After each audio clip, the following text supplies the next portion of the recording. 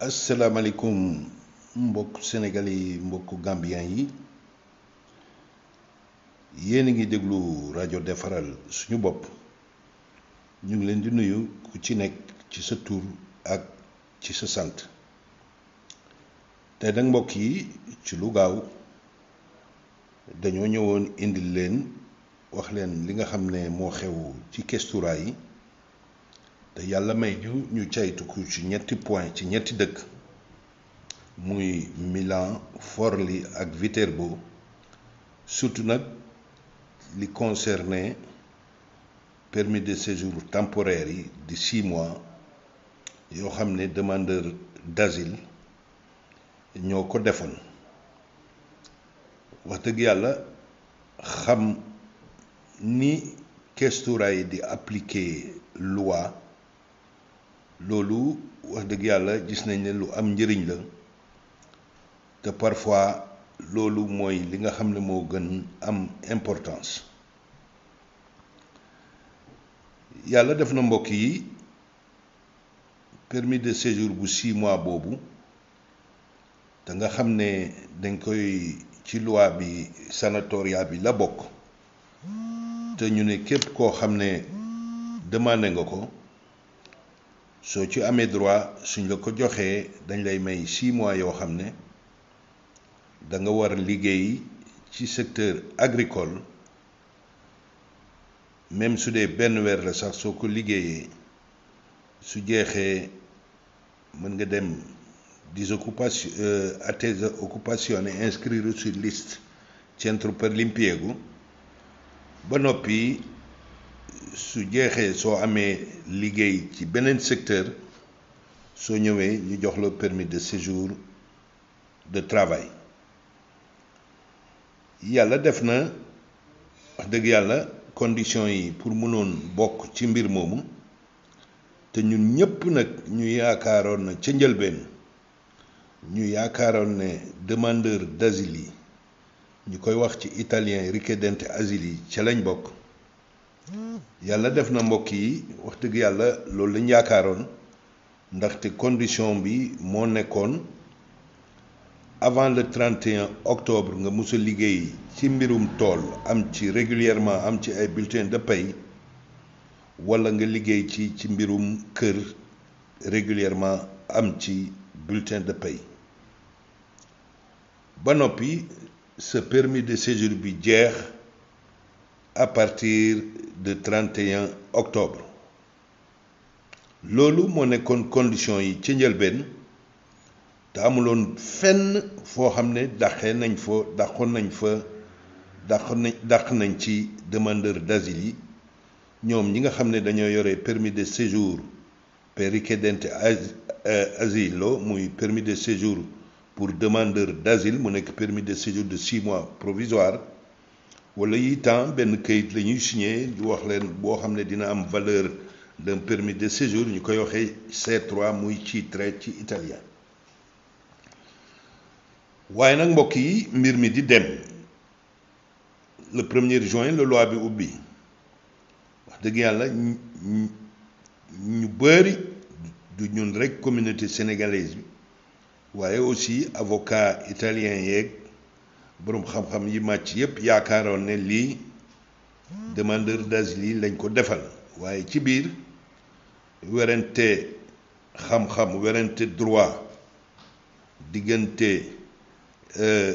avocat yi ak expert en immigration ñëw ci ba nga xam ne xel dafa jaxasoo woon man mi wax dëgg yàlla ba ma déggee werante yi te nag mbirum immigration saa yu ma yeewoo damay laajte Kestura yi ñuy liggéey ci Kestura yi te ma am ci ay xarit nan la ñuy taxawee nan la ñuy doxalee loolu lu am importance la ci mbirum immigration bien que nag loi bi wax dëgg yàlla tribunal bu mag bi moom rek mooy dogal su werante amee waaye nag dëgg yàlla ñun taamuwuñ di jël yoon woo xam ne ay recours daf cee mën di am ndaxte mbirum recours dara gënu koo gudd te dara gënu koo cher ci réew mi ñu nekk surtout nag ñun ñi nekkee ci nord bi wax dëgg yàlla gis nañ tarif yi nga xam ne avocat yi dañ koy appliquer te wax dëgg yàlla avocat yi ay liggéeykat lañ xanaa rek dafa fekk la ñuy laaj parfois day ëpp poos yi trop poos yi xale yi mbokk yi donc wax dëgg yàlla werante ci biir communauté bi sax am na ci yemu rek ci communauté italienne bi mais ci communauté sénégalaise bi waaye nag xam-xam dadul doy parce que nag am na loo xam ne xam-xam la am na loo xam ne pratique la maanaam expérience loolu du xam-xam xam li xew ak na nit ñi di doxale kooku kenn mënu koo deviner lu dul xaar rek ci jour bi ñu xam lan mooy am ndaxte wax dëgg yàlla diggante 1er juin première semaine yi jeunes sénégalais yëpp yu bëri yi nekk demandeur d'asile jotoon nañ def dépôt ci permis de séjour bu 6 mois boobu nga xam ne du laaj employeur du laaj datore di lavoro yow immigré bi yow demandeur d'asile bi yaay demandé pour régulariser sa bopp loolu tax ma doon wax être régularisé et se régulariser waaw maanaam keneen moo lay régulariser loolu wax dëgg yàlla mooy employeur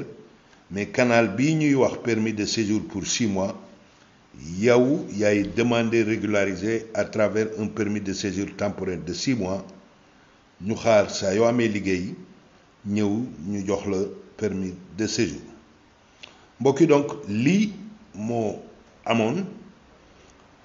le 19 juin ministère de l'intérieur génne benn circulaire muy circulaire numéro 400/C/2020 du 19 juin 2020 kon nag lii moo amoon mais ñoom ci circulaire bi lu ñu wax naan liñ leeral moo di ne demandeur d'asile bi fekk mu ngi nekk ci procédure de demandeur d'asile permis de séjour am du jeex maanaam nekkul irrégulier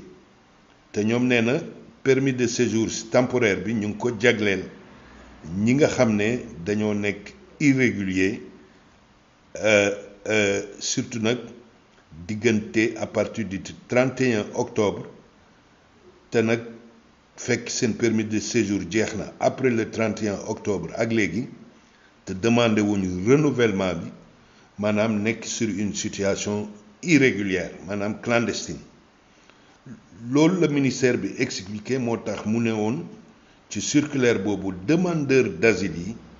mënuñ cee bokk ndaxte fekk seen procédure de demande d'asile muy commission muy recours ñu koy wax ricorso fekk jeexul foog naa ne loolu dañoo bëgg a respecter convention de Genève bi nga xam ne moo ngemb lépp lu ñuy wax demandeur d'asile pour nekk pour ne pas être en faux avec la convention de Genève soo watul parce que convention de Genève convention internationale day ñëw sut mag droit national looloo tax peut-être ci suma xalaat nag lay wax looloo tax peut-être ñoom ñu delluwaat ginnaaw ne demandeur d'asile yi bokkuñ ci parce que convention de Genève moo di ne nit su demandé asile fekk asile bi jeexaluñ ko kenn mënu ko considérer comme un clandestin ci réew mi mu demandé d'asile parce que wax dëgg yàlla loolu ay convention internationale kon nag ñàkkul ne sax ñoom ministère de l'intérieur kàngam yi nga xam ne ñooy yëngu ci mbirum droit ci biir ministère bi te nag ñu xamee ci ñenn ñu mel ni avvocature dello Stato te suñ doom Mortalla Sarr doon ko fàttaliku ñàkkul ne ñooñu ñoo leen digal ne leen mënu leen considérer demandeurs d'asile yi comme des irréguliers wala des clandestins parce que nag permis de séjour boobu ay clandestin la wax maanaam ku sa permis de séjour jeex après le 31 octobre te demandé woo renouvellement bi lii moo tax wax dëgg yàlla xel yu bari changé wu man mii ci rajo defaral suñu bopp ba ma yëgee yëngatu yi rek laa wax nit ñi nañ leen ci tey malheureusement am na ñu bari ñu jotoon déposé ci biir communauté bi waaye nag ñu ne rek nañ xaar pour xam questura yi officiaux immigration yu Kestura yi nan la ñuy taxawee yàlla def na mbokk yi tey di le 29 juin ñu amoon ci wax dëgg yàlla ay xale yuñ xam am ci aussi ay xarit yi yëngu ci mbirum immigration ñii nekk Forli Questura de Forli ñii nekk Questura de Viterbo ak fii ci Milan Questura de Milan damay njëkkee rek wax dëgg yàlla cas biñ ci amoon mu demoon Questura de Forli yàlla def na kooku wax dëgg yàlla erreur bi mu def moo di ne dañ ne woon nga liggéey avant le 31 octobre ci tool waaye moom wax dëgg yàlla bi mu demee ca Questura ba jëlaluñ ko empreinte digitale dañ ko wax ne sa demande du mën jàll parce que avant le liggéey tool bi ngay def après le 31 octobre nga ko def te ñun loi bi dafa wax avant le 31 octobre séjour am sax après le 31 octobre la jeex waaye Questura boobu dañ ne ko dañuy archivier sa demande digal la nga dem outil liggéey employeur pour mën déposer waat ci COMA 1 bi muy loi bi nga xam ne mooy demander muy partie bi nga xam ne canal bi nga xam ne mooy demander nga am employeur ou domestique ou agricole ndeysaan xale boobu wax dëgg yàlla bi ma waxee loolu ma ne ko heureusement que lii am avant ñuy clôturer sanatoria bi yàlla def na mbokk yi ci loolu ci suba la woon ci ngoon si oona ma wax dëgg yàlla jot na waxtaan ak ay parce que moom mu ngi liggéey ci tool yàlla def na waxtaan ak ay patron ci tool bi ba yàlla def ñooñu d'accord pour déposer ko canal 1 secteur agricole wax dëgg yàlla ma kontaan ci trop ba nga xam ne document yi nga xam ne employeur am soxla na ko ma bindal ko yónnee ko pour mu yónnee ko ñu mën présenter demande am en accord avec le datore di lavoro parce qu'en réalité datore di lavoro moom mooy def demande bi du liggéeykat bi mbokk yi xanaa rek ñu dem ci dëkk boobu ñuy wax Viterbo te foofu wax dëgg yàlla benn agence de pratique boo xam ne suñ mbokk marocain moo ko jiite xale yi sénégalais xale yi gambien yu bëri jaar ci moom ñooñu tamit tey ñu ci bëri ci sénégalais yi ak gambien yi tey amoon nañ fa rendez-vous mbokk yi wax dëgg yàlla ñu ci bëri ñu li ci ñëpp ña demoon yëpp teg nañ loxo bañ tegee loxo ba pare dañ leen wax ne ñibbi leen seen kër saa yuñ paree pratique bi dinañ leen oo ndax yore nañ seen numéro téléphone dëgg yàlla loolu nekk nag mbir moo xam ne tamit suñ koy analyser dañ ci ànd ak teey ndaxte teg loxo peut-être ubbi na yaakaar waaye nag suñ xamee ni Questura yi di doxale dëgg yàlla dinañ ci am teey li ñuy ñaan yàlla rek mooy as yaakaar teg loxo boobu yàlla na ko yàlla mottali ba mu nekk confirmation waaye nag ñun li ñuy wax moo dina ñëpp xam nañ mbokk yi que officiaux immigration ne policier yay jël loxo teg baaraam ñooñu ay opérateur lañ leen di wax ñi nga xam ne ñooy décider en général ci bureau yi la ñuy nekk yi temps sax ñi ngay fekk ci bunt bi parfois suñ amee lu leen jaaxal dañ la fay bàyyi dugg ca bureau ya ñëwaat door la war a wax décision bi nga xam ne mooy li am kon nag teg baaraam lu baax la waaye nag wax dëgg yàlla mënuñ ko d'une manière absolue interpréter ko comme une chose positive parce que nag leneen li nga xam ne moo ñu ci jaaxal parce que dañ ne woon soo demee di teg loxo soo paree dañ lay jox benn attestation boobu genre permis de séjour lay doon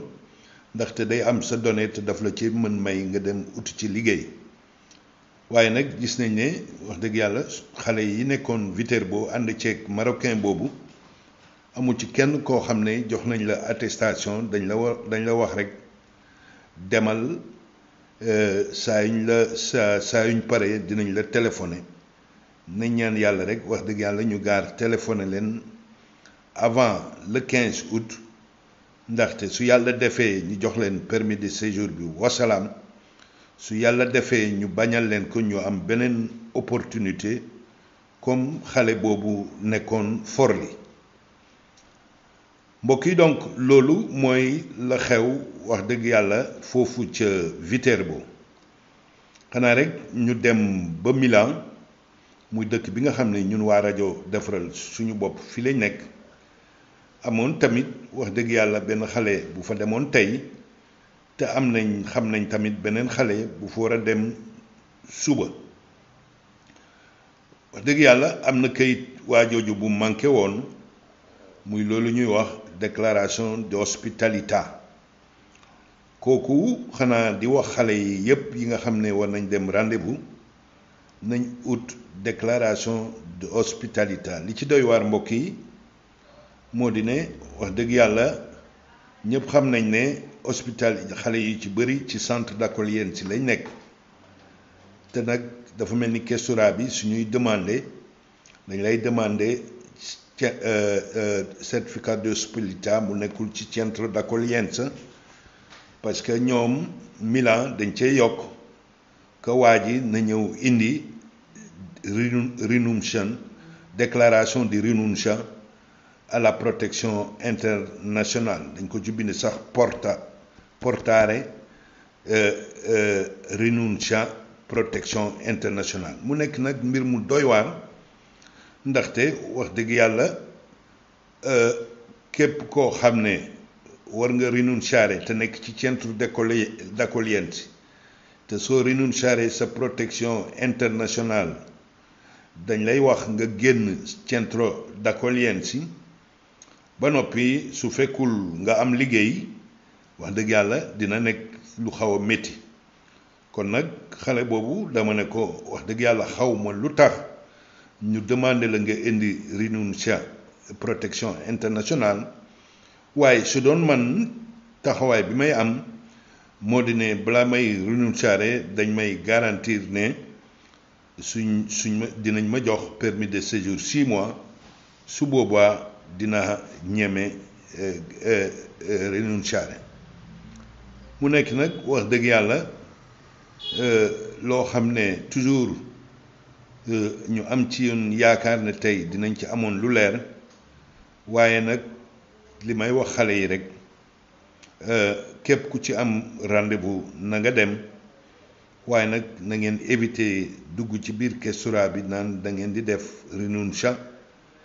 su fekkoon ne am ngeen garantie que su ngeen rinunciare dinañ leen jox permis de séjour wala attestation boobu nga xam ne da ngeen ci mën dem uti liggéey pour ci 6 mois yi nga ñëw dellu si ñu jox la permis de séjour per lavoro wax dëgg yàlla loolu garantie ku ko amul garantie na tey ci rinuncia bi nga xam ne moom la questura de Milano laajte ñooñu tamit gis nañ ne questura de Milano tamit da ngay teg loxo rek ñu ne la na nga xaar dinañ la jox la attestation mu mel ni doxalin bi wax dëgg yàlla xaw na jaaxal waaye nag comme ni may wax mbirum immigration pratique bi maanaam doxalin bi ci biir officio immigration ne nga xam ni ñuy taxawee dafa am importance ça ne veut pas dire que nag que officio immigration yi toujours lépp lu ñuy def day jaar yoon 100% ndaxte ñëpp gis nañ ay cas yoo xam ne officio immigration bañal nañ ne lii ñu def ricorso ba gagné ricorso boobu waaye nag am loo xam te doo def ricorso nga xam ne soo ko defee da nga ci am résultat tout de suite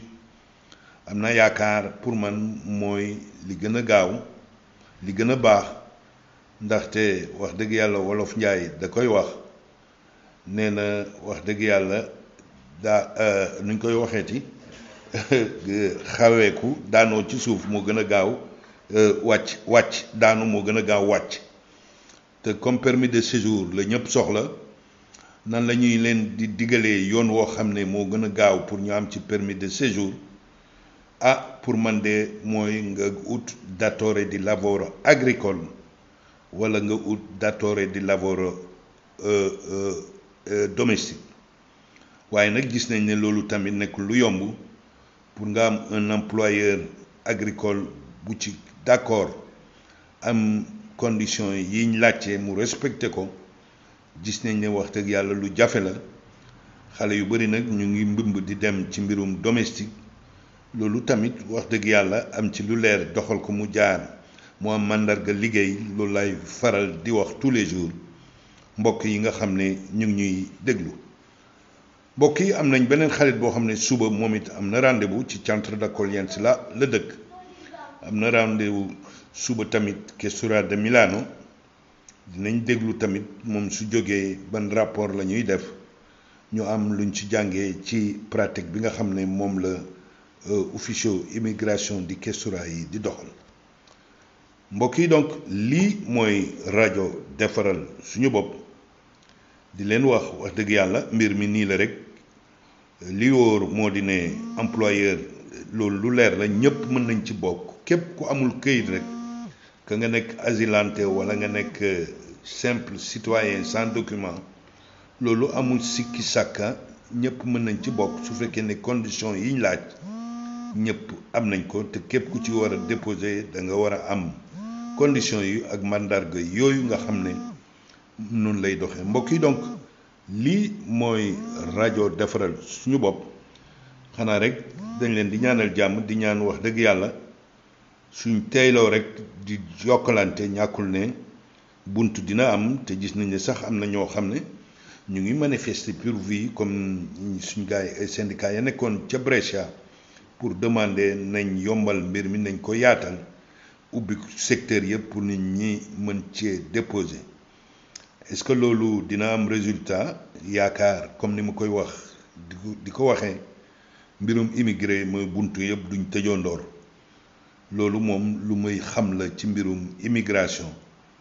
loolu moo tax mbokk yi ma leen di wax ne bu ci kenn jaxasoo bu ci kenn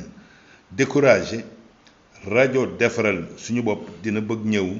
di ci indi ay leeral mbokk yi ñu ngi leen di gërëm di leen ñaanal jàmm di leen jox rendez-vous suba ba beneen yoon jërëjëf